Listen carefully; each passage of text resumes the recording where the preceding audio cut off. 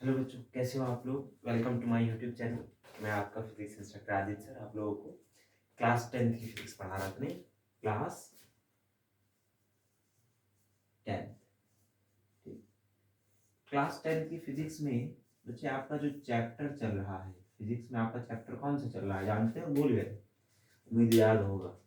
चलो, चैप्टर आपका चल रहा है इलेक्ट्रिसिटी। कौन सा चैप्टर बच्चे? इलेक्ट्रिसिटी। देखो, इलेक्ट्रिसिटी चैप्टर में आपका जो टॉपिक आज का हम पढ़ा रहे हैं, आप पढ़ रहे हो इस समय कॉम्बिनेशन ऑफ रेजिस्टेंस, है ना? क्या पढ़ रहे हो? Combination of resistance. आपने सीरीज कॉम्बिनेशन पढ़ लिया है। क्या पढ़ा है बच्चे? Series combination. आज आप क्या पढ़ोगे? Parallel combination of resistance. Parallel combination of resistance. ठीक, मेरे पास जगह थोड़ा कम है और ये डेरिवेशन थोड़ा सा लेंदी है, तो आपके लिए थोड़ा दिक्कत हो सकती है इसको समझने में। ठीक है, जगह छोटी है तो थोड़ा छोटा छोटा लिखूंगा। जहाँ नहीं समझ में आएगा एक कमेंट सेक्शन में लिख दिया करना कि सर ये चीज़ नहीं समझ में आ रही। और यार बहुत कम वीडियो देखते हो तुम लोग। क्लास है, ज़रूरी है। ठीक है। और मैं किसी एक दिन आपको ये बता दूंगा कि क्या क्या आपके सिलेबस में आना है। सीखो, पर आपको ढेर सारी डिटेल जानी तो बहुत ज़रूरी है कि वीडियो लगातार देखा करो। ठीक। तो पैरेलल कॉम्बिनेशन बारे में मैंने आपको कल ही बता दिया था कि अगर ढेर सारे रेजिस्टेंस हो, मान लो ये पहला रेजिस्टेंस है, ये आपका दूसरा रेजिस्टेंस है, ये आपका तीसरा रेजिस्टेंस है। ठीक। तीन रेजिस्टेंस, इसका नाम दे देता हूं R1, इसका नाम दे देता हूं R2, इसका नाम दे देता हूं R3। इन सभी के फर्स्ट इंड को उठा करके किसी एक टर्मिनल से जोड़ दूं और सभी रेजिस्टेंस के सेकंड इंड को पकड़ूं और क्या बोले बच्चे? सभी रेजिस्टेंस के सेकंड इंड को पकड़ूं और किसी एक टर्मिनल से जोड़ दूं। तो ये कॉम्बिनेशन क्या कहा जाता है? रेजिस्टेंस का पैरेलल कॉम्बिनेशन। देखो, एक दूसरे के पैरेलल है क्या, तो इसको कहा जाएगा पैरेलल कॉम्बिनेशन। देखो, मान लो कि मैंने इसको किसी सेल या बैटरी से जोड़ दिया है।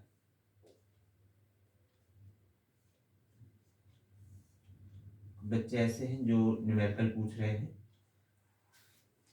आप चिंता न करो, आपके लिए पूरा एक डाउट सेशन लेके आऊंगा, पूरा का पूरा सिर्फ न्यूमेरिकल, और पूरे इस चांद आपकी चैलेंज करा देंगे। पूरे इस चांद आप पढ़ लगा डालोगे।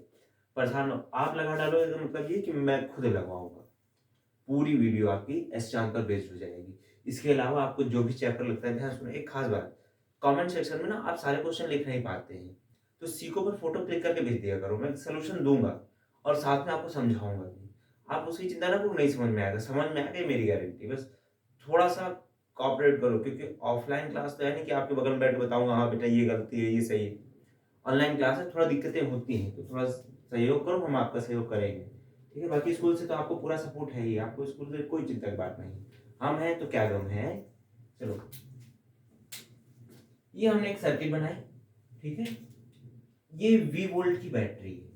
क्या बोला? वी वोल्ट की बैटरी है।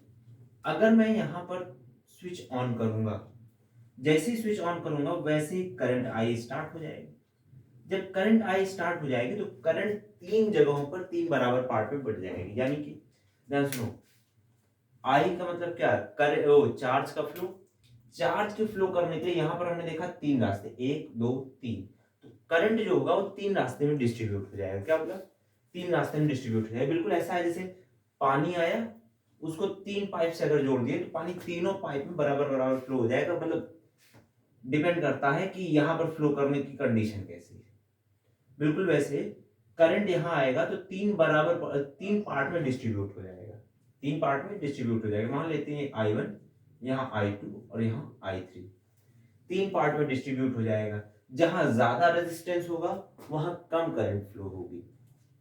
तो ये हमने कहा डंडा मार के भगा तो आएगा थोड़े करंट। ये ज्यादा डंडा मारेगा तो करंट कम जाएगा, ये कम डंडा मारेगा तो करंट ज्यादा जाएगा। ये बिल्कुल डंडा नहीं मारेगा तो सट्टे से करंट यहाँ से निकल जाएगी। जैसे मैं कम डंडा मारता हूँ, बड़े प्यार दुलार से पढ़ाता हूँ तो तुम लोग पढ़ लेते हो, और जिस दिन पकड़ के डंडा कूट दूंगा उस दिन नहीं पढ़ाई करोगे। पढ़ते लिखते रहो, डंडा डंडा थोड़े मारते हैं, बस प्यार से गलुआ वलुआ तुम्हारा खींच लेते हैं। ध्यान देखो मेरे लाल, बात ये आती है, आपने कहा सर करंट तो डिस्ट्रीब्यूट हो गई, अब क्या होगा पोटेंशियल के साथ में? पोटेंशियल जो होता है वो होता है work done per unit charge, यानी कि वो पाथ पर डिपेंड नहीं करता। यानी हम ये कहेंगे कि यहां से यहां तक का पोटेंशियल, यहां से यहां तक का पोटेंशियल और यहां से यहां तक का पोटेंशियल सेम रहेगा। अगर ध्यान सुनना, रेजिस्टेंस आपने पैरेलल में लगाए हैं, बात बिल्कुल ध्यान रखना, रेजिस्टेंस अगर आपने पैरेलल में लगाए हैं तो पोटेंशियल कांस्टेंट होता है, करंट डिस्ट्रीब्यूट हो जाती है। क्या बोला? In parallel combination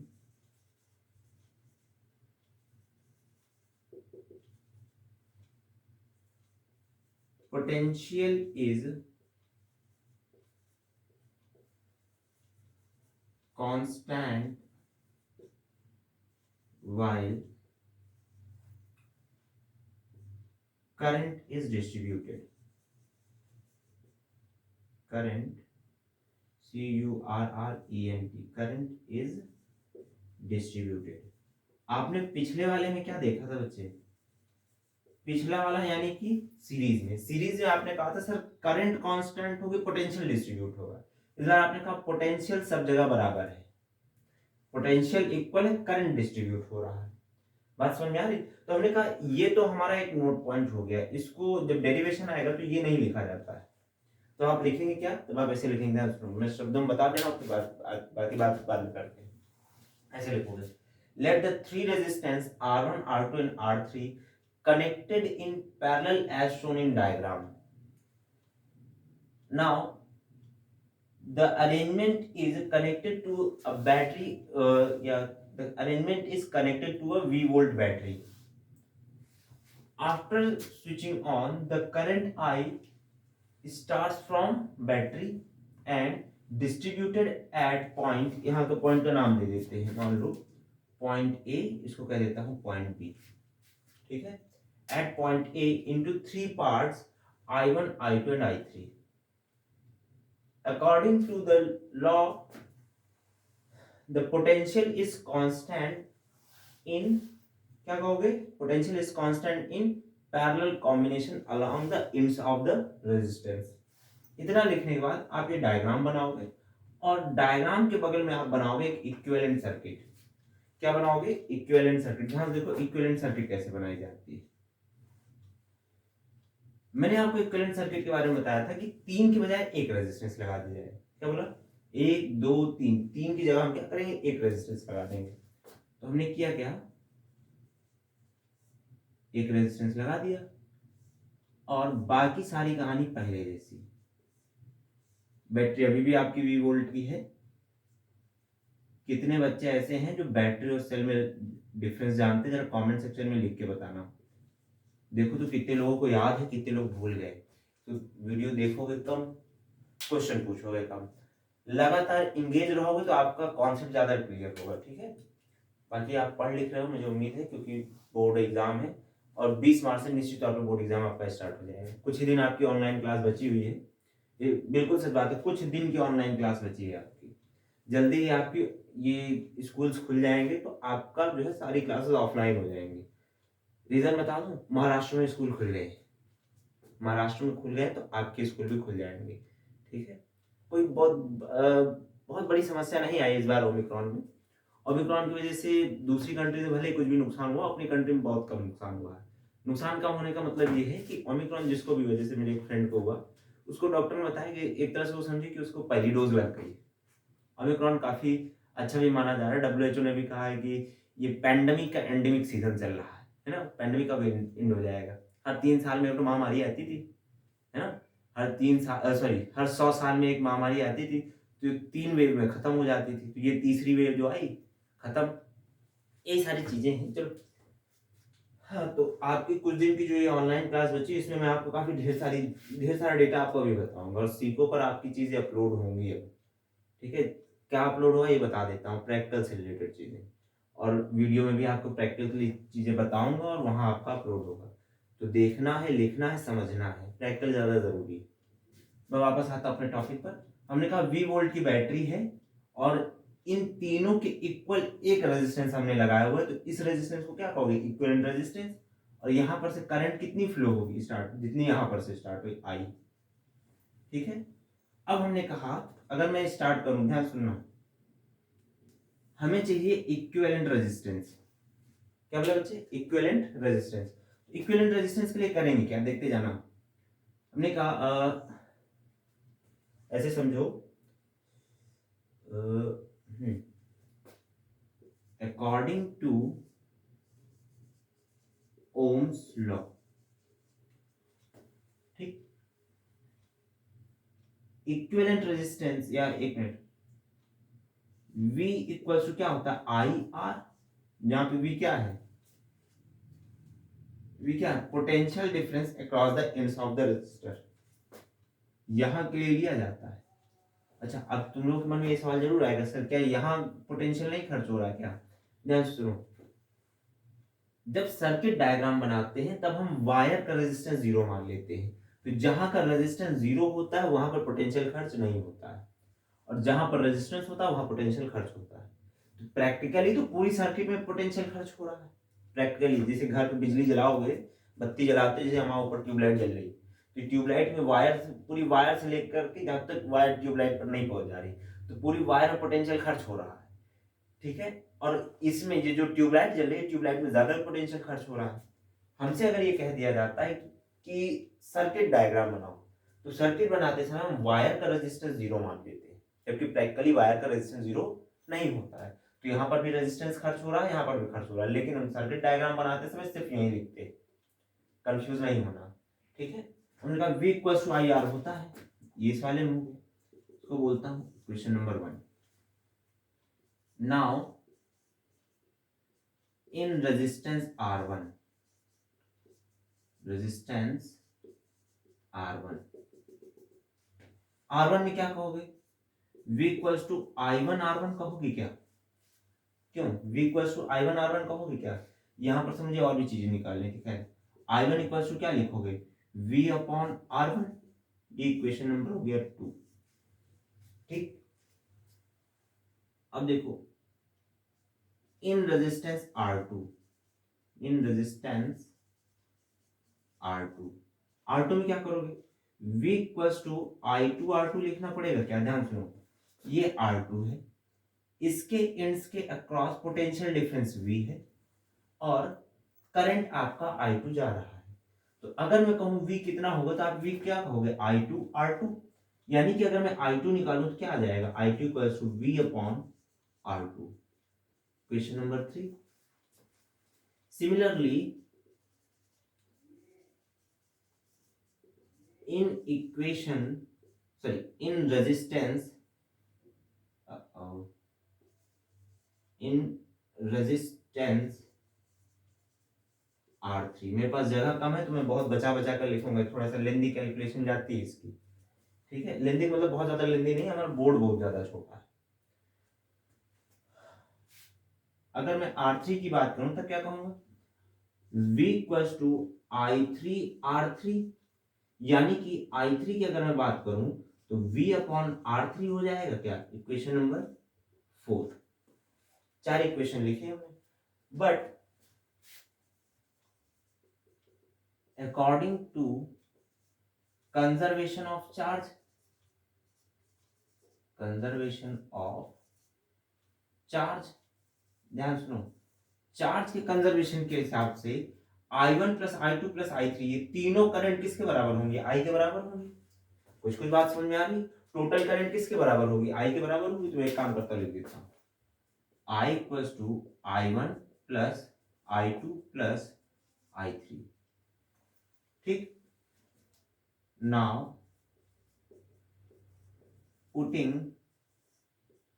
the values of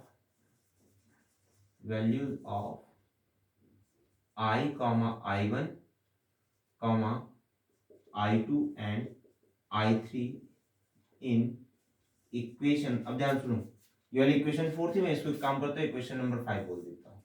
in equation 5, पांचवी इक्वेशन में अगर मैं सारी वैल्यूज पुट करूं तो क्या होगा, जैसे यहाँ I की वैल्यू, यहाँ मुझे एक छोटी सी और लिख देनी चाहिए थी, आई की वैल्यू अगर निकालना चाहूंगा तो आर नीचे आ जाएगा, तो V by R equal to I लिख सकते हैं क्या? तो यहाँ मैं आई की वैल्यू पुट करता हूँ, V by R equal to, I की जगह वैल्यू पुट किया, आई की जगह क्या लिखा, वी बाई आर, आई की जगह क्या, वी बाई आर। अब देखो इक्वल टू आई वन लिखना है, आई वन ये रहा, आई वन जगह क्या लिखोगे, V upon R one, V by R one plus I two की जगह क्या लिखोगे, V by R two, V by R two plus I three की जगह क्या लिखोगे, वी बाई आर थ्री।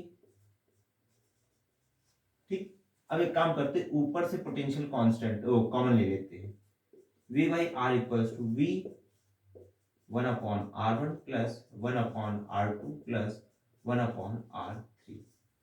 बात समझ में आ रही? इस v को नीचे लेके जाता हूं, तो one by R equals to V by V one upon R one plus one upon R two plus one upon R three. बात समझ में आ रही? इस वाले v से ये वाला v मेला देखने चला जाएगा क्या? बात बताते जाना, अगर ये मेला देखने चला गया तो तुम कहाँ जाओगे, तुम इक्वेशन पाओगे, सवाल लगाओ आंसर पाओ महामंगलवार का। आओ मेरे लाल देखते जाओ, one by R equal to क्या हो जाएगा, one by R one plus one by R two plus one by R three. ये जो वैल्यूज है ये हमने उठाकर पुट कर दी, तो हमने कहा इक्विवेलेंट रेजिस्टेंस का फॉर्मूला हमको मिल गया। ये आपका एग्जाम में डिराइव करने को आएगा, this is one of the most important topic in your class. तो आप इसको लिखोगे कॉपी पर, नोट डाउन करोगे, ठीक है। ये चीजें टाइप करके देना पॉसिबल नहीं, इसी वजह से फिजिक्स में टाइप नहीं कर पाता हूँ, ठीक है। आपके लिए आपको कहता हूँ कि यहीं पर से लिख लिया करो, डेरिवेशंस हैं, न्यूमेरिकल्स हैं, तो नंबर्स हम टाइप नहीं कर सकते हैं, और लिखा लिखा तो आपकी बुक में है ही, इस वजह से मैं लिखता भी नहीं हूँ और ऐसा भी नहीं दे पा रहा हूँ। आप ऐसे लिखोगे तो आपके लिए ज्यादा बेनिफिशियल है। जिस समय वीडियो बन रही उसी समय कॉपी पेन लेकर बैठा करो, कॉपी पेन लेकर के बैठोगे, ये चीजें लिखोगे तो आपको ज्यादा समझ में आएगी। उम्मीद है आपको पैरेलल कॉम्बिनेशन समझ में आया है। मैं काम करता हूँ इस पर एक न्यूमेरिकल बता देता हूँ, एक न्यूमेरिकल तुरंत हो जाएगा तो चीजें ज्यादा आसानी से समझ में आएंगी, ठीक है। तो एक न्यूमेरिकल इस पर बताता हूँ, जरा 2 मिनट इंतजार करो, 2 मिनट तुम्हें इंतजार तो करना ही पड़ेगा। ध्यान सुनो बच्चे, क्वेश्चन लिखा हुआ है, वो छोटा सा मैंने लिख दिया है, आपका पेज नंबर 40 पर, ठीक है, पेज नंबर 40 पर क्वेश्चन नंबर आपका दिया हुआ है, ध्यान देखो, क्वेश्चन नंबर आपका है 24, ठीक, 24, क्वेश्चन नंबर 24 आपका दिया हुआ है। ये क्वेश्चन आपको लगाना है, ऐसे क्वेश्चन आपके बोर्ड एग्जाम में आते ही आते हैं, लगातार आते रहते हैं, ठीक है। मैं इसका सोल्यूशन स्टार्ट करता हूँ, पहले क्वेश्चन बता देता हूँ। देखो एक सर्किट दिया हुआ है, सर्किट में कुछ एक्स्ट्रा नहीं लिखा है, सर्किट दिया हुआ है और कह रहा है सर्किट में करंट थ्रू ईच रेजिस्टर निकालना है, R1 R2 R3। फिर आपसे कह रहा है कि टोटल करंट निकालो, और फिर आपसे कह रहा है कि तीनों रेजिस्टर्स का इक्विवेलेंट रेजिस्टेंस निकालो, ठीक है। क्या बोला बच्चे, तीनों का मिलाकर के इक्विवेलेंट रेजिस्टेंस निकालना है। अब सर्किट क्या वो देखो, 3 रेजिस्टेंस है, पहला रेजिस्टर R1 जिसका वैल्यू कितना है 5 ओम, दूसरा रेजिस्टर जिसका रेजिस्टेंस 10 ओम है, तीसरा रजिस्टर जिसका रेजिस्टेंस 30 ओम है। रजिस्टर्स का रेजिस्टेंस होता है, ये मत कहना सर रजिस्टर वही जो काफी में लिखते हो ना, उसके अलावा भी चीजें होती है। तो आपसे ये दिया हुआ है और 12 वोल्ट की बैटरी से कनेक्ट करके स्विच ऑन कर दिया गया है। अगर आपने स्विच ऑन किया है तो एक करंट फ्लो होगी, तो कह रहा करंट कितनी फ्लो होगी, I1 I2 I3 कितना होगा और टोटल इक्विवेलेंट रेजिस्टेंस कितना होगा। 2 कौड़ी का सवाल है, लेकिन आएगा 3 नंबर का, कम से कम 3 नंबर का सवाल आएगा। सोल्यूशन स्टार्ट करते हैं, ध्यान सुनो। सोल्यूशन में हम करेंगे क्या, एक काम करता हूं, इन रेजिस्टेंस R1 पहला सॉल्व करने जा रहे हैं, I1 I2 I3 इन रेजिस्टेंस R1 की अगर मैं बात करूं तो आपसे पूछेगा क्या कि भाई यहाँ करंट कितनी है, तो करंट के लिए आपको 2 चीजें चाहिए, पहला रेजिस्टेंस, दूसरा पोटेंशियल डिफरेंस। अच्छा पोटेंशियल डिफरेंस की कहानी अभी अभी बताइए, जब भी रजिस्टर सीरीज पैरेलल में लगे होते हैं, देखो पैरेलल में, जब भी रजिस्टर पैरेलल में लगे होते हैं तो पोटेंशियल सब जगह बराबर होता है, यानी कि यहाँ भी 12 वोल्ट होगा, यहाँ भी 12, यहाँ भी 12।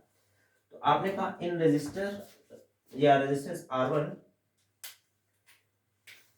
V इक्वल्स टू कितना 12 वोल्ट है ना, और R1 इक्वल्स टू कितना है, आपने कहा सर 5 वोल्ट, तो I कितना हो जाएगा, तो जो आई कितना हो जाएगा, आई हो जाएगा v अपॉन आर वन। बात समझ में आ रही? ना समझ में आ तो इसको मैं ऐसे लिख देता हूँ, फॉर्मूला वही है, फॉर्मूला वही है। आप चाहे डायरेक्टली ऐसे लिखो या फिर आप डिजाइन बना के लिख सकते हो, according to Ohm's law, according to Ohm's law.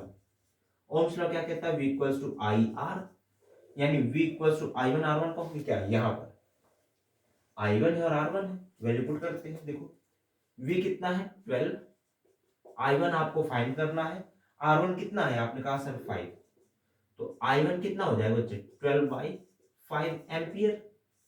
पहला आंसर आ गया क्या, पहला आंसर आ गया, तो आगे देखते हैं। देखो in resistance R2,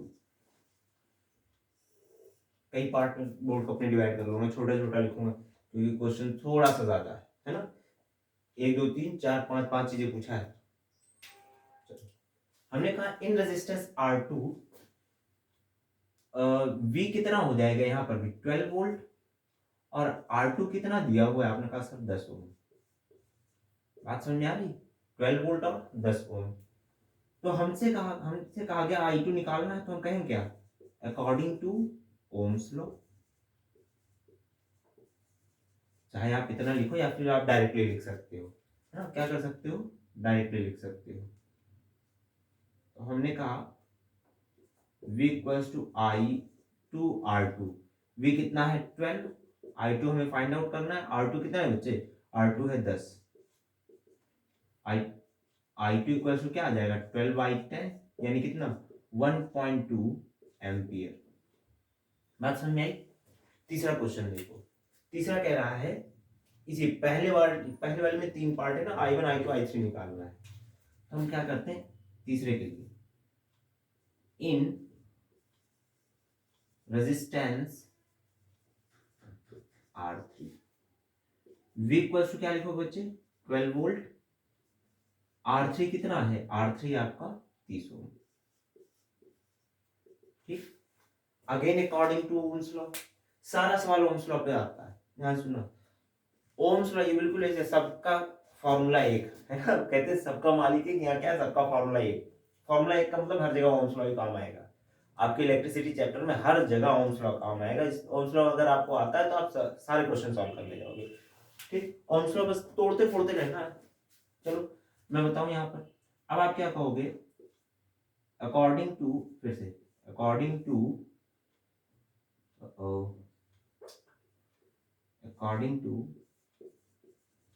Ohm's law.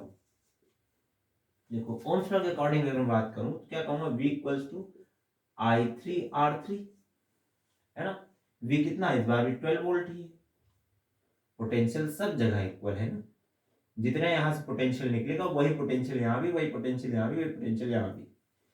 तो I3 कितना है ये हमें फाइंड आउट करना है, R3 कितना हो जाएगा भाई 30 नीचे आ जाएगा, तो I3 इक्वल्स टू 12/30, 3 से काटो, 3 9 30, 3 चौक 12, यानी 0.4 एम्पियर आ गया। क्या आपने कहा I1 आ गया, I2 आ गया, I3 आ गया। अब आपसे पूछा है total current in the circuit. ठीक है, ज्यादा छोटा हो गया क्या, इसको बता देता हूं, थोड़ा सा इसको बड़ा करते हैं। आवाज तो आ रही ना भाई, आवाज की अगर प्रॉब्लम होगी तो बता देना। जैसे पहले तुम लोग कहते सर वॉइस बहुत आता है, नॉइस बहुत आता है, इको बहुत होती, तो अब कोई समस्या होनी नहीं चाहिए। दरअसल स्कूल में क्लासरूम आपकी बड़ी बड़ी है, तो स्कूल में जो वीडियो बनाते थे तो थोड़ा आवाज़ गूंजती थी। अब स्कूल में नहीं जाते, गरीब बना लेते, घर पे बना लेते हैं, फिर आवाज़, कमरा हमारा छोटा सा है, रूम हमारा छोटा सा है, तो हम आवाज़ नहीं गूंजती यहाँ पे नहीं। तो हाँ, ये लगता रहता है कहीं कोनो आज कहीं ना कहीं क्या कर रहे हो, है ना। अक्सर कई टीचर साथ होता होगा, तो कई टीचर्स हम लोगों को पीछे परेशान होते, स्कूल आ जाते हैं, हम स्कूल में बनाए, घर उठ नहीं बनाएंगे, कोई ना कोई आ जाता है परेशान करने। तो मुझे तो कोई परेशान करने वाला है नहीं अभी, क्यों। खैर आगे बढ़ता हूँ। आपने कहा ये I1 I2 I3 आ गया। नाउ अब ये वाला सेकंड क्वेश्चन के लिए आते हैं हम।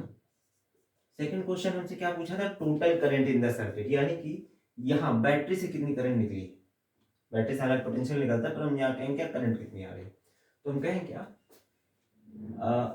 अकॉर्डिंग टू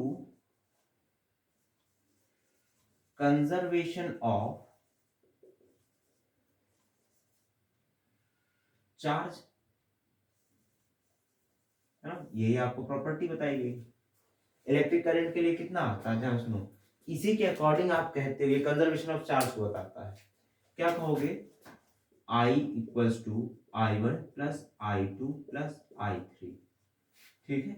I1 कितना है बच्चे, 12/5, काम करते हैं, यहाँ डेसिमल बस अब लिखा है तो इसको भी डेसिमल लिख देते हैं, 5 दूनी 10, 2 बचा, दशमलव लगाया 4 लगाएंगे, 2.4 प्लस 1.2 प्लस 0.4, ये 2.4 कहाँ से आया पता है, 12/5 को हमने डिवाइड किया तो आया है, ठीक है, 5 से 12 को डिवाइड करोगे 2.4 आएगा। कैलकुलेशन थोड़ा अपनी स्ट्रांग रखना, मेरी तो है, 4 2 6 4 10, 0 हंसी लगा 1, 2 2 4, टोटल 4 एम्पियर की करंट आ रही बच्चे, देखते जाना, ठीक है। आपने कहा सर टोटल करंट आ गई, अब आखिरी क्वेश्चन बचा हुआ है इसमें, इक्विवेलेंट रेजिस्टेंस कितना आएगा, है ना। देखो इक्विवेलेंट रेजिस्टेंस आपको बता देता हूँ, इक्विवेलेंट रेजिस्टेंस कितना आएगा, तीसरा point, according to formula, formula क्या है, 1/r equals to 1/r1 plus 1/r2 plus 1/r3, यही फॉर्मूला है। हमें चाहिए क्या, 1/r चाहिए, क्यों 1/r चाहिए, देखो 1/r निकालते हैं, 1/r इक्वल्स टू r1 की वैल्यू पुट करते हैं, r1 कितना है 5, 1/5 प्लस r2 की वैल्यू कितनी है 10, 1/10, r3 की वैल्यू कितनी है 30 प्लस 1/30, बात समझ में आ रही। अच्छा, अब हमें इसको करना है कैलकुलेट, एलसीएम बताओ कितना आएगा, एलसीएम 30 आएगा क्या, जिन बच्चों को ये कैलकुलेशन नहीं आती है वो जरा घर पे सीख लेना, ठीक है, घर पर सीख लेना। कई बच्चे ऐसे हैं क्योंकि भाई 8th पढ़े थे, 9th में ढंग से पढ़वा नहीं किए, 10th में आपका स्कूल है ऐसा चला, तो पढ़ाई लिखाई की आदत गई आपकी छूट, तो पढ़ने लिखने की आदत अगर छूट गई तो कैलकुलेशन जाते हो गए भूल, तो भूलना नहीं, देखो बच्चे हो भगवान नहीं हो, बच्चे हो ब्रह्मा नहीं हो कि सारी चीजें हमेशा याद रहेंगी, कुछ गलतियां गवर्नमेंट से हुई हैं, कुछ आपके बड़ों से भी हुई हैं कि भाई आप लोगों पर बहुत ज्यादा ध्यान नहीं दिया गया, बच्चे हो सारी चीजें आपको नहीं पता होती, ठीक है, क्या सही क्या गलत है बड़े ही बताएंगे, बड़े अगर नहीं बता रहे हैं तो गलती बड़ों की है, बच्चों की कोई गलती नहीं होती, ऐसा मेरा मानना है, बाकी अब आप जो भी मानो है। अब ये मत कहना सर आप ही गलत है, आप नहीं पढ़ाते थे, अरे तब हम स्कूल ही नहीं थे आपके। अब इधर देखो, डिवाइड करते कितना आएगा, यहाँ कितना आ जाएगा बच्चे 6, यहाँ कितना आएगा 3, और यहाँ कितना आ जाएगा 1, कितना आ गया 10/30, डिवाइड करो 1/3, तो आपने कहा सर 1/r इक्वल्स टू 1/3, यानी कि r इक्वल्स टू कितना आ गया बच्चे 3 ओम, कितना आ गया 3 ओम। अब ध्यान सुनो, एक यहां आपका आंसर तो तीनों आ गया, पूरा क्वेश्चन कंप्लीट है। एक मजेदार कॉन्सेप्ट मैं आपको बताना चाहता हूं, मजेदार कॉन्सेप्ट क्या है वो देखो भाई, जब आप पैरेलल में लगाते हैं रेजिस्टेंस को जब भी पैरेलल में लगाया जाता है, जो तब जो इक्विवेलेंट रेजिस्टेंस आता है ना, तो इनमें जो सबसे छोटा रेजिस्टेंस होगा, सबसे छोटा जो रेजिस्टेंस होगा उससे भी छोटा आएगा इक्विवेलेंट रेजिस्टेंस। तो जब भी पैरेलल में कोई ऑपरेटर्स जोड़ा जाता है, कोई भी डिवाइस अगर पैरेलल में जोड़ दी जाती है, एक बल्ब, दो बल्ब, तीन बल्ब, सारे बल्ब अगर पैरेलल में जोड़ दिए जाएंगे तो उनका नेट जो रेजिस्टेंस होता है वो घट जाता है, जबकि सीरीज में क्या होता है, नेट रेजिस्टेंस जो होता है बच्चे वो बढ़ जाता है, that increases and in this case it decreases. यहां तक की बात समझ में आ रही, उम्मीद है चीजें आपको समझ में आई होंगी। मैं और न्यूमेरिकल्स आपको लगवाऊंगा, बाकायदे पूरी बुक लगवाऊंगा, परेशान होने की कोई जरूरत नहीं, थोड़ा चैप्टर खत्म हो जाए तो मैं सारे टॉपिक के ढेर सारे न्यूमेरिकल लगवाऊंगा, ठीक है। और अगर स्कूल खुल जाता है तो फिर सोने पे सुहागा है। चलो मिलते बच्चों हम लोग अगली क्लास में, तब तक आप पढ़ते लिखते रहो, मस्त रहो, खुश रहो, टाटा बाय बाय।